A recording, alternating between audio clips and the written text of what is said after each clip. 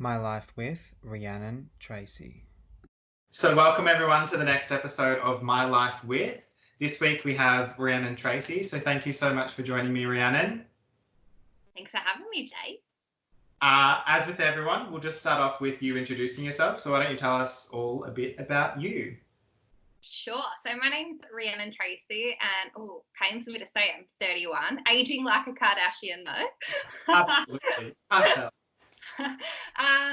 I've been living my life on wheels now for coming up to 11 years actually this year. So it's been a very, very interesting journey to say the least. And I can honestly say that I'm in a place now where I'm probably the happiest that I've ever been in my entire life. So life is a very exciting thing to be had.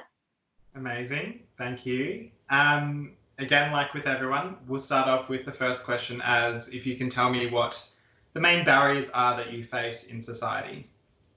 Sure. So I think one of the biggest things that I've realised is this isn't considered the norm.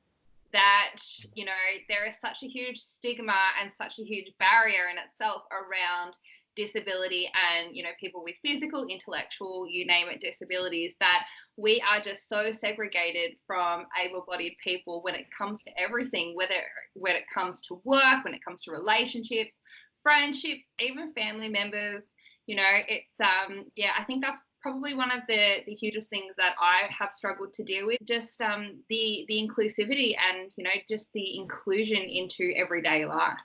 Yeah, it's definitely tricky. And it's so multi-layered, and we could probably get tied up in a really big conversation about where it all stems from. But a big thing for me is segregated education, because it's we're expecting, we go through this system where we segregate people with disability out from the mainstream system, but then when everyone finishes from that system, it's you're expected to just integrate back into community and everyone gels together nicely, and it's that's so unrealistic. If you can't separate people for 13 years and then be cool, now come together and work together and give each other jobs and support each other, and it's no, that's not how it works. And we were just having this conversation about, looking back at the time when we ourselves were able-bodied people and how ignorant we were to people with, physical disabilities and disabilities as a whole. There has to be, I guess, some consideration for those people, at the time we're in now. But it's come on, it's 2020. We're all the same here. Everybody's an equal, and it would be so nice just to kind of be, as you said, it's not always about working together, but, just to be thrown in the mix and, not have to answer all the questions that really kind of individualizes us from others. Yeah, absolutely. And I mean, everyone's an individual, so it's just this made up concept that disability is just so different. So I love that. Are there any other main barriers that you'd want to touch on? You can just literally talk stairs and shit if you want. I was going to say, everyone's probably said stairs. My goodness. Need stairs. I feel like I've said this in every episode, but I still have not found a person who specifically needs stairs rather than a ramp. It's if you can use stairs, you can use a ramp. So let's just put ramps in. 100% totally agree with that. And I think something I need to kind of work on within myself is my frustration towards people who, are using the elevators when they can use the stairs or even the escalators. Something else that can become quite frustrating is for myself, I'm a quadriplegic, but I guess looking at me physically, I look more like a paraplegic, and I can walk and I can take some steps, but I throw my chair in the back of my car and then walk around to the front. It's so often that I'm, not even asked if I need a hand, but people just grab my chair and start, putting it in the back of that. We have a voice for a reason. If we don't have a voice, we definitely have other ways of communicating, and all it takes is just to ask. Yeah. And again, I suppose it comes down to the ignorance. If we weren't in this situation, would we know? Well, that's the thing. So, and that's why I do always say that the onus should not always be on people with disability to be doing the educating, but a lot of the time it requires people with that lived experience to then educate the ones that don't have the lived experience. But I think we're at a point where there's, I'm creating this because I think we need more platforms that are in people's faces, in non-disabled people's faces, to educate them. because there's so much out there, but it requires searching for it. So I guess me trying to do this on Instagram and Facebook, the places where people are just constantly sitting and trawling through and scrolling anyway, is that I hope people incidentally come across this and go, and learn something. So yeah, because there's so much out there, but I feel like non-disabled people aren't actively going out and searching for it. So cool. So I think the next thing we should talk about is the fact that you are a model championing inclusion in the media and fashion industries. So did you want to just tell me a bit about what you do, maybe your agency, some stuff that you've done so far? Sure. Well, Mr. Clymo, you were my inspiration behind getting into this industry. And again, it comes back to the what's normal and what's not in some people's eyes, because I guess honestly, for me, I never envisioned being a model, and I still kind of cringe when I hear the word model, because I guess, just being someone who's kind of been in the public eye, because I've thrown myself in the public eye for the last 11 years to, raise awareness for diversity and inclusion.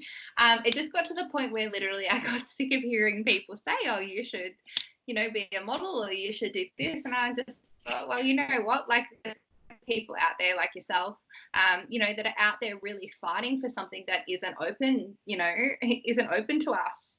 At this present time, then, instead of working separately, why don't we all join forces and work together? And so I approached, actually kind of hit up a couple of agencies, and they were pretty open to, the diversity side of things, one being Wink, who you're signed with as well, and Bella, who they're kind of a bit newer to the game and really trying to open up the diversity sector of things. But look, at the moment, it's still a work in process, as you know. Yeah. It has a long way to come, and it's not just the people we're getting booked for. So it's not just the labels or the magazines or the designers that we need to be educating. We were just having this discussion that it's also the agencies. Yeah.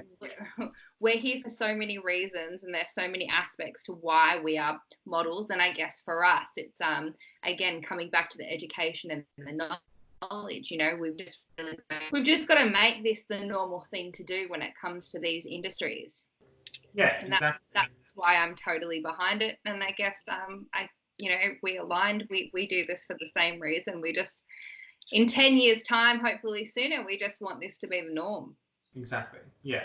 Like, disability is just a normal part of, like, Australia, the world's diversity anyway. So we're there. I think we make up, I keep saying I'm pretty sure it's around like 17% of the global population. I think Australia is around 18%. So one of the biggest minority groups, we deserve to be represented.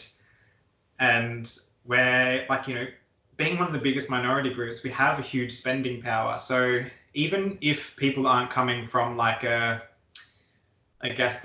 ethical type of point of view where it's like everyone should be represented, it's like just smart business for people to actually represent all of their market, because it's like, okay, I feel represented by Target because, they do a pretty good job of representing people with disabilities. So if I was going to choose between Target and Big W, probably going to spend my money at Target, because I'm like, cool, they're investing in the future of people with disability and representing us. So, and that being said, I wear clothes, you wear clothes, I wear bras and undies, you wear jocks and socks, why shouldn't we be included? Like, I still shop at all the same shops as all my able-bodied peers, so why shouldn't we? There's a whole market there that's totally forgotten about.